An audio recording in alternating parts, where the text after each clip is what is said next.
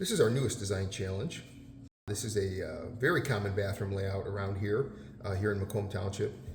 What we have here is, this is in a condo, so we have a 2-sink vanity, we have a small shower, it's less than 36 inches in width, and then we have this large tub. Now this tub itself,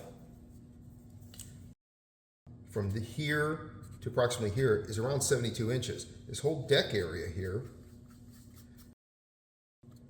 is even larger than that. So it's not just a 72-inch opening, it's quite a bit bigger than that. And I say that to explain that this is consuming the whole bathroom. And she doesn't want to use it. The work involved in filling this thing up and cleaning it, it's just not worth it to her. But what she wants is a larger shower. So what we want to do is take that shower wall and we want to bring it as close to that window as possible. That's our goal. And then in terms of the vanity, we have two 30-inch sink bases, okay? Way larger than we need. A normal sink is around 17 inches wide in a vanity. We don't need to waste all that space, so we can take that down to a 21.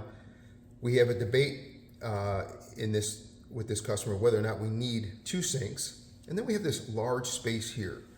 Again, in production builders, they just waste space. So we want to solve all these problems. So here's what we started with. We right away got rid of the tub, turned it into a makeup counter. This just turned out great.